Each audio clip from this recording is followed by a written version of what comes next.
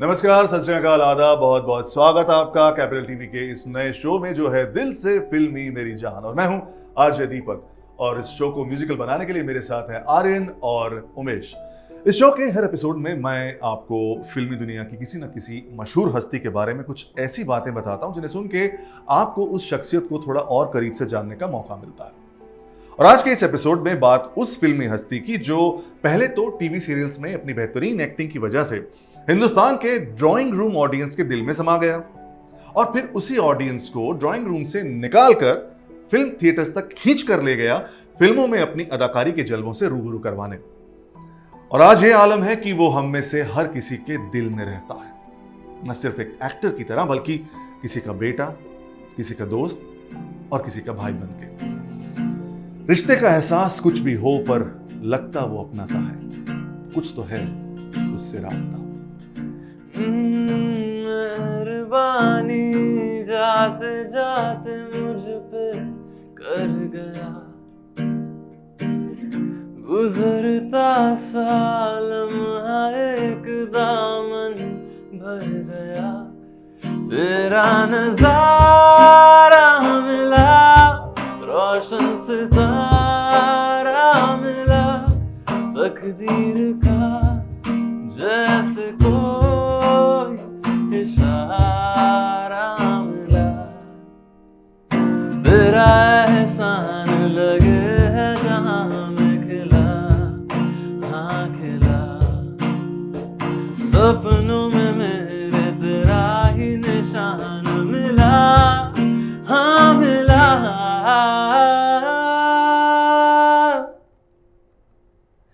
कुछ तो है तुझसे राबता, कुछ तो है तुझसे राबता। कैसे हम जाने हमें क्या पता, कुछ तो है तुझसे राबता। वो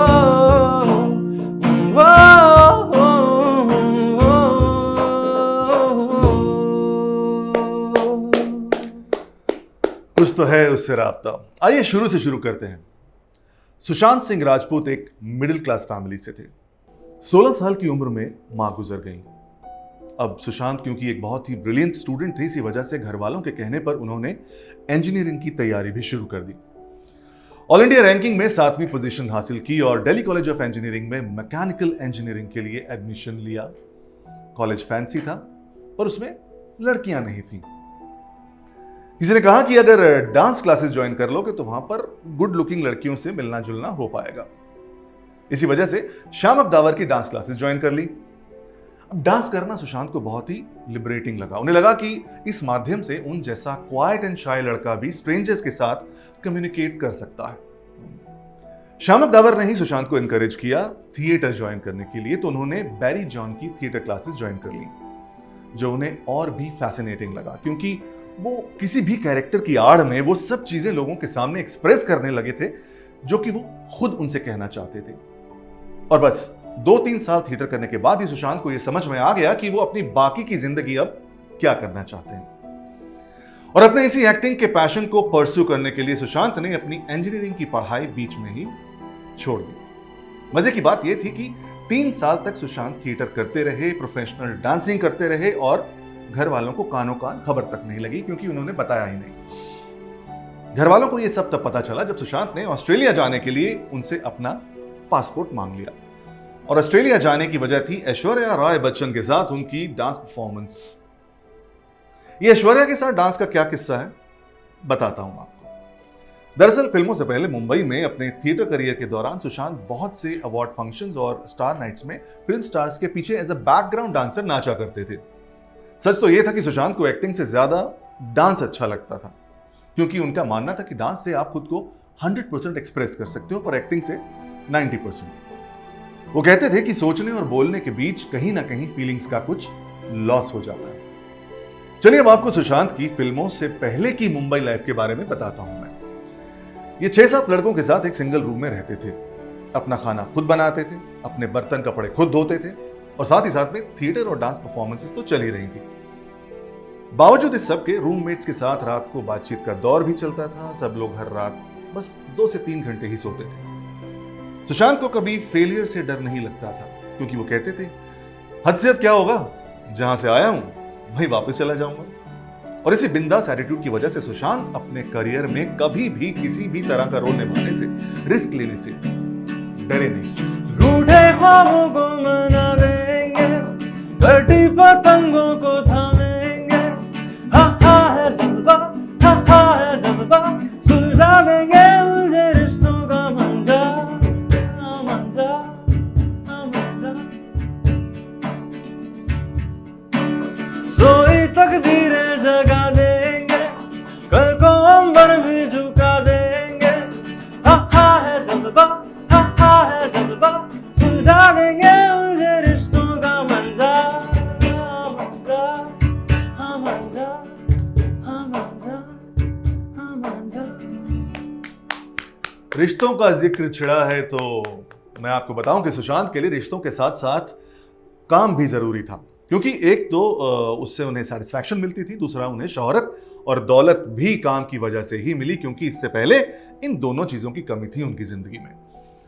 फिर भी सुशांत का कहना था कि वो सिर्फ दौलत और शोहरत की मोटिवेशन में फिल्में नहीं करते रहेंगे। वो खुल के कहते थे अगर किसी काम से मुझे सिर्फ पैसा मिल रहा हो मगर सेटिस्फैक्शन नहीं, तो मैं ऐसे काम के लिए रात को अपनी 10 मिनट की नींद तक खराब ना करूं। सुशांत कहते थे कि वो बस इतना कमाना चाहते हैं कि उन्हें कभी पैसे के बारे में सोचना ना पड़े।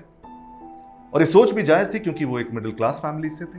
पैसों की कमी को महसूस किया था उन्होंने, पर पैसे को कभी भगवान नहीं माना। एक बार एक इंटरव्यू में उनसे पूछा गया कि अगर सिर्फ आपका ड्राइविंग फोर्स जो है वो एक्टिंग है, पैसा नहीं है, तो क्या आप कभी किसी के लिए फ्री में फिल्म करोगे? तो सुशांत ने झट से बोला था मैं फ्री में फिल्म कर चुका हूं, और वो फिल्म थी पीके। वजह सिर्फ एक थी, राजकुमार हिरानी के साथ काम करना। बिन पूछे मेरा नाम और पता, हाथों में हाथ लिए, 4 कदम बस 4 कदम, चल दो ना साथ मेरे, बिन कुछ कहे बिन कुछ सुने, हाथों में हाथ लिए, 4 कदम बस 4 कदम, चल दो ना साथ मेरे, बिन कुछ कहे बिन कुछ सुने, हाथों में हाथ लिए, 4 कदम बस 4 कदम, चल दो ना साथ मेरे, रंपारा रे रंपारा रे, रा रा रा रा रा रे, रंपारा रे रंपारा रे, रा रा रा रा रा रे। वैसे अपने काम में परफेक्शन लाने के लिए सुशांत 4 कदम तो क्या 4000 कदम भी चलने को तैयार रहते थे। अपने हर किरदार को निभाने से पहले he used to get into the skin of that character and the only way to do it was to live that character himself.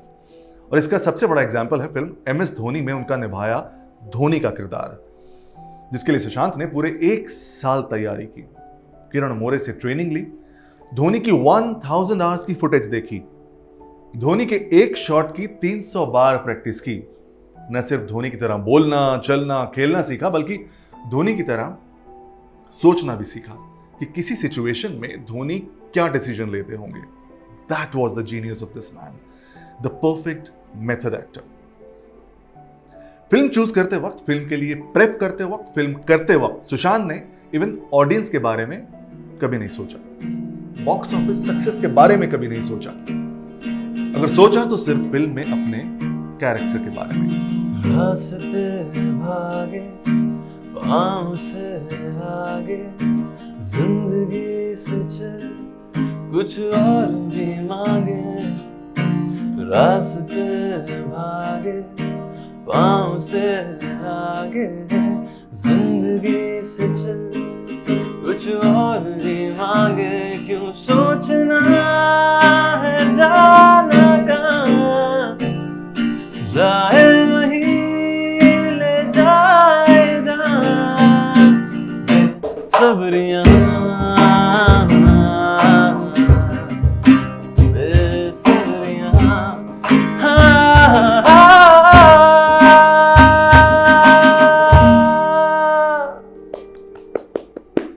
बेसब्रियों का जिक्र छिड़ाया तो चलिए अब एक मजेदार किस्सा सुनाता हूं आपको सुशांत के बारे में। सुशांत जिम जाते थे और कुछ ऐसा हुआ कि लगातार कुछ दिनों वो सेम कपड़ों में जिम चले गए। तो किसी दोस्त ने कहा कि यार जिम के लिए कुछ नए कपड़े खरीद लो। तो सुशांत निकल पड़े कपड़ों की शॉपिंग के लिए। रास्ते में एक बाइक्स का शोरूम दिखा।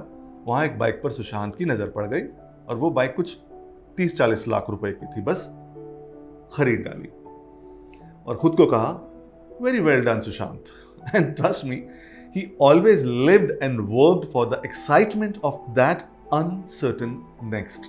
और अब मैं आपको बताऊंगा सुशांत के बारे में कुछ नोन अननोन बातें।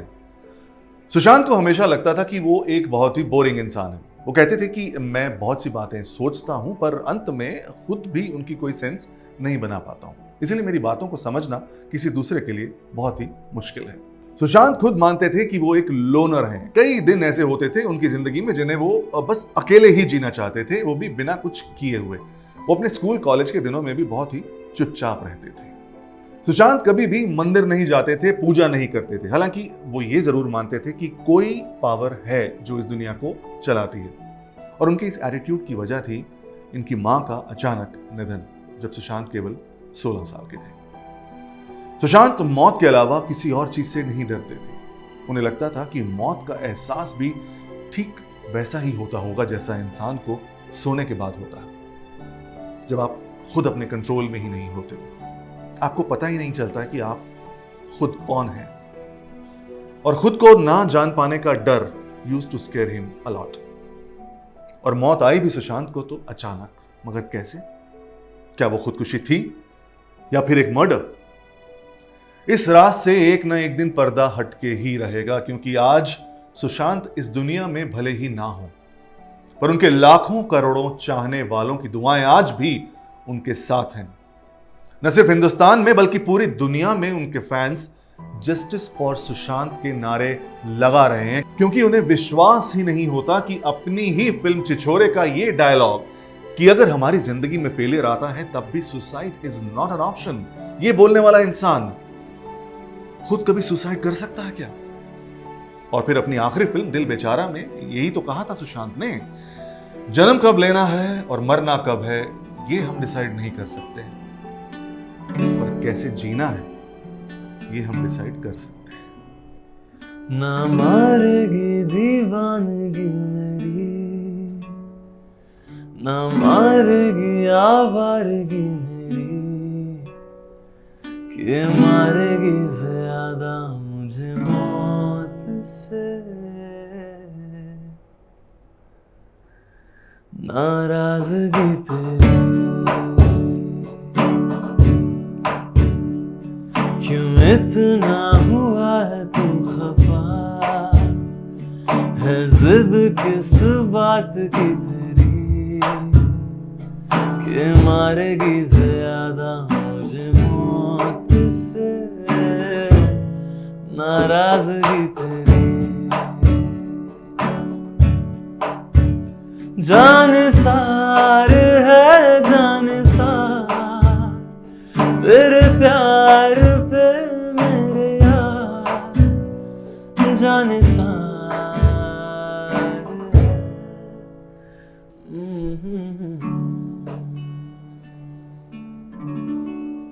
और नाराजगी भी ऐसी कि सब कुछ छोड़कर हमेशा हमेशा के लिए सितारों की दुनिया में चला गया हमारा चहेता सितारा।